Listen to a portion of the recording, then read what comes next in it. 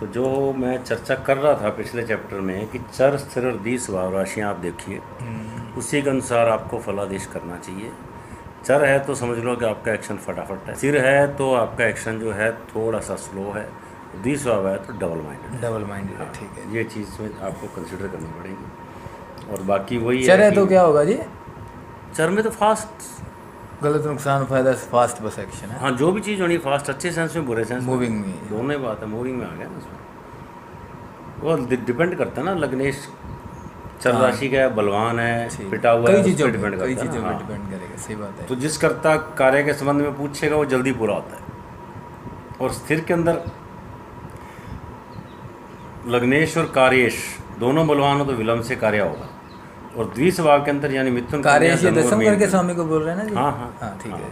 और द्विस्वभाव के अंदर यानी मिथुन कन्या धनु और मीन के अंदर 1 4 5 7 9 और 10वें भाव में बलवान पाप ग्रह हों, लग्नेश कार्येश हीन बल नीच अस्तगत या शत्रु क्षेत्री हो तो कार्य सफल नहीं होगा।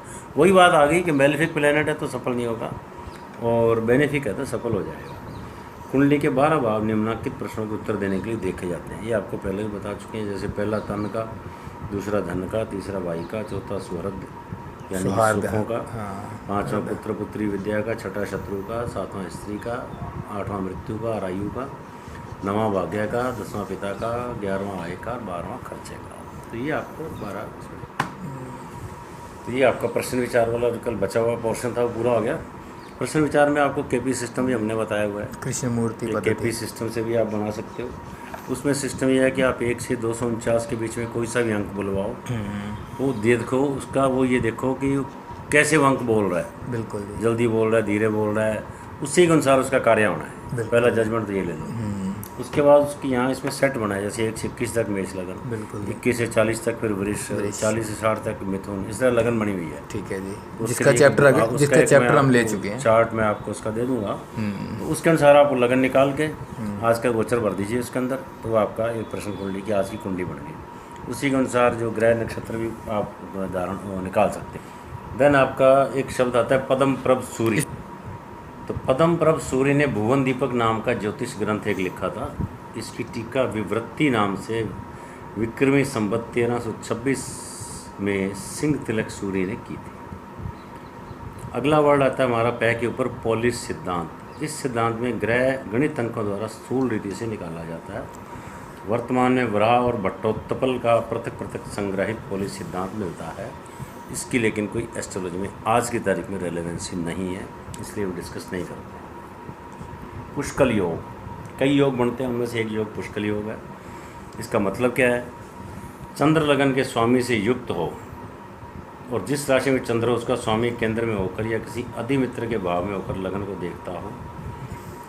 जिस राशि में चंद्र हो, मान लो आपका वृश्चिक में चंद्र हो, बिल्कुल जी। तो उसका स्वामी मंगल हो गया, बिल्कुल जी। वो केंद्र में आ जाए, हाँ। या अधिमित्र के साथ आ जाए, ठीक है तो जी। पुष्कल योग अपने आप में बन गया। ठीक है जी। इस योग में जन्म लेने वाला व्यक्ति धनी, नम्रभाषी, प्रसिद्ध और सरकार के द्वारा प्रतिष्ठित होता है। अगला जो पॉइंट आ रहा है बहुत इंपॉर्टेंट आ रहा है, पंच महापुरुष योग। इसकी काफ़ी ज़्यादा रेलेवेंसी है। पांचों ग्रह में 5 ग्रह आते हैं, तो कैसे कैसे मतलब वो योग अपना बनाते हैं। इसमें सबसे पहला आता है रोचक योग। ये मंगल का है ना जी? यदि मंगल अपनी सब राशि मेष या वृश्चिक या उच्च राशि मकर में हो, चंद्र या लगन से केंद्र में हो, तो रोचक योग बनता है। ठीक है जी। इस योग में जो बच्चा जन्म लेगा वो बहुत साहस से धन प्राप्त करेगा, शत्रुओं को मारने वाला होगा, बली होगा और थोड़ा सा प्राउड भी होगा।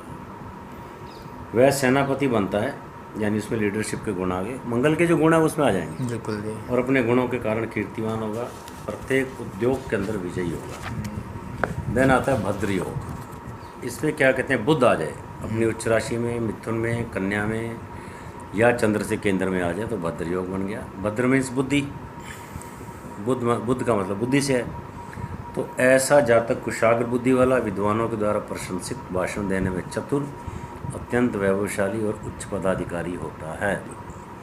अब आता है हंस योग। बृहस्पति कहते हैं अपनी राशि में आ जाए, सब राशि में, धनु में आ जाए, मीन में, या उच्च राशि यानी करक में, या चंद्र लगन से केंद्र में आ गया तो हंस योग बन गया।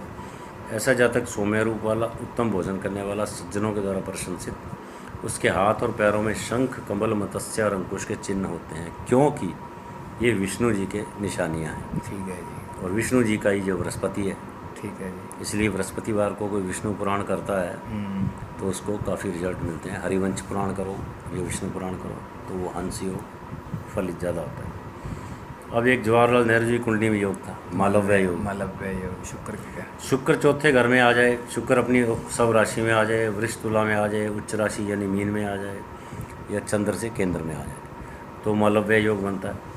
ऐसा जातक धैर्यवान, पुष्ट अंग वाला, उत्तम भोजन करने वाला, पुरुष और स्त्री के सुख से युक्त, यानी फिजिकल सुविधाएं सारी होती हैं उसके पास, अच्छी सवारियाँ, गाड़ी, बढ़िया दारू पीने वाला भी, ऐश करने वाला भी, सब काम करेगा वो मालव्य योग है। देन शश योग, ये फॉर्मेशन है शनि के कारण, ये बुढ़ापे में ज़्यादा फलित होता है। यदि शनि अपनी सब राशि मकर, कुंभ या उच्च राशि तुला में होकर लगन या चंद्र से केंद्र में आ जाए तो शश नामक योग बनता है। शायद मेरी कुंडली में ऑपरेट होता है। आपकी कुंडली में तुला का तो शनि केंद्र में तो आ ही गया, केंद्र में है ही, और चंद्र से भी आ गया, साथ में चंद्र से। हाँ। ऐसा जातक किसी ग्राम का स्वामी, उच्च पदाधिकारी, स्वयं बलवान होता है, उसके नीचे अच्छे अच्छे लोग काम करते हैं। आचरण उत्तम नहीं होता है, वह धनी और सुखी होता है। उत्तम नहीं होता है इसने क्यों लिखा है कि शनि बेसिकली नीच प्रकृति का होता है, इसलिए शनि की नेचर बेसिकली वो होता है, इसलिए इसने उसको रिलेट कर दिया। अदरवाइज शनि वाले जितने डिसिप्लिन्ड होते हैं, इसी कारण ये बोल रहा है जी, क्यों ये तो एक भाषा वो है जो रटी रटाई भाषा है। ठीक है, सही गल है। शनि की नीचता, बस ये शनि आ गया तो हाँ बस नीलम पहन लिया, नीलम से 48 घंटे में ये हो जाए, कुछ नहीं होता। हाँ, सही बात है जी। शनि वाले लोग, उच्च के शनि वाले, हाँ। जितने डिसिप्लिन्ड होते हैं, सही बात है। जितने सेल्फ सेंटर्ड होते हैं, उनसे ज़्यादा कोई होता ही नहीं है।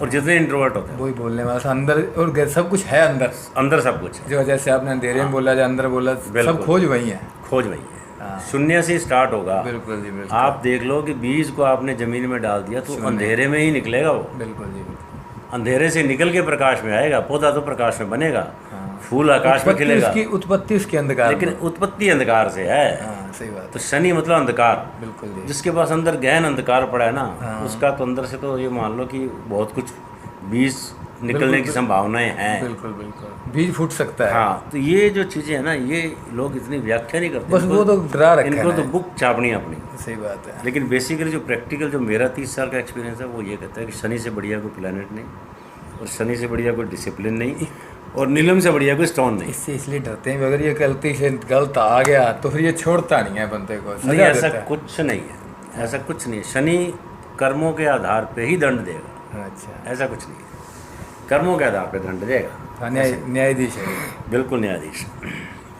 राहु केतु इसके देन दो आपका आ गया सशयोग हो गया। अब आता है फलित ज्योतिष, क्या चीज़ होती है, फै पे आ गया। हाँ, तो फलित ज्योतिष में आपको बताया कि ज्योतिष के दो भाग होते हैं, गणित होता है, फलित होता है। तो गणित में कैलकुलेशंस आ गई, फलित में प्रिडिक्शंस आ गई। तो पहले गणित भाग पर ही फलित आश्रित है। यदि गणित गलत हो गया तो फलित अपने आप ही गलत हो जाएगा। बिल्कुल जी। इसलिए गणित की शुद्धता से ही फलित का लाभ उठाया जा सकता है। फलित ज्योतिष के कई आचार्य हुए हैं, कौन कौन से, जैसे वराह मिहिर, कल्याण वर्मा, ब्रह्मगुप्त, नीलकंठ, रामदेवज्ञ आदि। अब कहते हैं कौन सा ग्रह कब फल देगा। कुंडली से ग्रहों की स्थिति और बलाबल का पता चलता है, किंतु कौन ग्रह कब अपना फल देगा यह ज्ञात नहीं होता। कुंडली में कुछ ग्रह अतिशुभ होते हैं और कुछ अशुभ होते हैं, तो उनके फल जो एक जैसे नहीं होते। जैसे जैसे समय बीतता है, हम जीवन में शुभ और अशुभ दोनों समय का हम जो है प्रभाव अनुभव करते हैं, और इनके फल पाक का समय कैसे निश्चित किया जाता है, इस पर ऋषियों ने सिद्धांत स्थिर किए हैं, यथा अष्टोत्री दशा और विशोत्री दशा। ये दशाओं के बारे में बोल अष्टोत्री रहे जो है वो तो साउथ में चलती है, 108 वर्ष की हो गई। हैं। अपने विषय अपनी विशोत्री चलती है, 120 साल की हो गई। तो ये दो दिशाएं बेसिकली प्रचलित हैं। एक योगिनी दशा भी आती है, और इसके अलावा एक हमने जैसे नई निकाली हुई है शीघ्री दशा, 12-12 साल का, जो हमने एक स्क्वायर बोल दो बना। इसके बारे में कि नहीं, बोल दो। हाँ, बोल देते हैं। उसमें क्या निकाला है कि जो नई लेटेस्ट है मिस्टिक इंडिया में छपी है हमारी, तो इसमें वो कहते हैं कि ये आपके द्वारा है। हर ग्रह, हाँ, हर ग्रह जो है 12-12 साल में अपना फल देता है। तो जैसे चंद्रमा 1 से 12 तक अपना फल देगा, क्योंकि ये बचपन का है। बचपन का कारण। बचपन तो बचपन में देख लो, बच्चा पैदा होता है तो माँ बाप के अधीन होता है। चंद्रमा के पास अपनी रोशनी नहीं होती, का सूर्य के पिता बच्चे के पास अपनी रोशनी नहीं है, नहीं। माँ बाप की रोशनी, इसलिए। फिर 12 से आ गया आपका 24, हाँ, तो यहाँ पे उसका आ गया बुद्ध का काम आ गया, ठीक है। क्योंकि उसकी बुद्धि का विकास होता है, ऑर्गन्स उसके डेवलप होते हैं, ABCD सीखता है, ड्राइंग बनाना सीखता है, लोगों से मिलता है। तो बुद्धि का जो विकास है 12 से 24। ठीक है जी। देन फिर वो आता है तो एक खुद वो अपने आप में बड़ा होता है तो उसको लगता है मैं बड़ा हो गया हूँ, अब पापा मेरे को बच्चा मत कहो। तो वो सेनापति बनने की कोशिश करता है, घर का बड़ा बनने की कोशिश करता है। हम भी कहते हैं जा बेटा अकेला ले जा मोटरसाइकिल, जा तू ले आ, तू सब्जी लेके आ जा। ठीक है। तो उसमें एक कमांड आ जाती है कि मैं हूँ, कमांडिंग से आ गया जैसे। कमांडिंग आ गया। हाँ, तो वो जो है अगले आपके जो है 12 साल उसके मंगल से प्रभावित हो। मंगल के प्रभावित हो गए। तो मंगल के बाद फिर उस पर क्या है कि जब वो सब कुछ कर लेता है फिर उसके अंदर आता है कि यार अब मैं भी पूरा आदमी बन गया, पुरुष बन गया हूँ, तो मेरी भी फैमिली होनी चाहिए। फिर वो भोग विलास की ओर आता है, उसकी हम शादी कर देते हैं, अपने बच्चे पैदा करता है वो। तो वो पूरी की पूरी लाइफ को 12 साल एंजॉय करता है। ठीक है जी। उसी 12 साल में अपना मकान भी बनाता है, बच्चे भी पैदा करता है और घूमता फिरता भी है, गाड़ी भी खरीदता है, पिकनिक बनाता है, पहाड़ों पे भी जाता है, सब काम करता है, एनर्जी फुल होती है। ठीक है जी। तो वो आ गया शुक्र का पीरियड आ गया। शुक्र के बाद उसकी जो दशा आती है, उसके बाद जब वो सब काम कर लेता है फिर वो कहता है यार मेरा अपना रेपुटेशन क्या है। उसके माँ बाप भी चले जाते हैं, तो मैंने समाज के लिए क्या किया, मेरे को क्या मिलने वाला है, मेरे से उसका यश क्या है, हाँ, या मेरे से समाज कितना प्रभावित हो रहा है। हाँ, तब वो 48 से 60 की जो अवस्था आती है इसकी सूर्य की अवस्था। सूर्य की अवस्था, हाँ, बिल्कुल। तो सूर्य में उसका अपना यश होता है। हाँ, फिर वो उसको जब अपना एक रेपुटेशन मुकाम हासिल कर लेता है वो 60 साल तक, फिर वो कहता है कि अब मैं थोड़ा सा अपना ध्यान दूँ, परिवार पे दे लिया, बच्चों पे दे लिया, समाज पे दे लिया, ठीक है जी। अब मैं अपने लिए कुछ करूँ। तब वो अपने लिए मेडिटेशन ढूंढता है, सेंटर्स में जाता है, जैसे आज हम जाते हैं। हाँ, गुरु का हो गया। तो 60 से 72 उसका गुरु का एक प्रभाव रहता है। ठीक है। 72 तक वो अपने सारे काम कर लेगा, मेडिटेशन भी कर लेगा, अपनी आगे की यात्रा की टिकट भी कटवा लेगा, परलोक की भी, और उसको लगेगा कि मेरा मृत्यु निकट है, बिल्कुल जी। तो आप आखिरी यात्रा तो मेरी बाकी है, वो भी अच्छी होनी चाहिए। ठीक है। फिर वो शनि की ओर, विरक्ति की ओर मुड़ता है। ठीक है जी। उसका सब चीज़ों से जुड़ाव ख़त्म हो जाता है, बच्चों से भी, पत्नी भी छोड़ के चली जाती है या पति छोड़ के चला जाता है, बच्चे अपने अपने कामों में लग गए, वो बिल्कुल अकेला हो गया, तन्हा हो जाता है जी। अकेला हो गया। हाँ, अकेला हो गया, फिर उसको लगता है मैं इतनी लाइट में, अंधकार प्रकाश में रहा, मैं अंधकार में आ गया। हाँ, तो अंधकार वही शनि आ गया। बिल्कुल जी। तो फिर वो 72 से 84 शनि की अवस्था। ठीक है। फिर उसके बाद जो बचे कुचे ग्रह प्लूटो नेपच्यून वगैरह उनका प्रभाव चलता है। तो इस तरह से ये कि ये 12-12 साल का एक स्पैन है।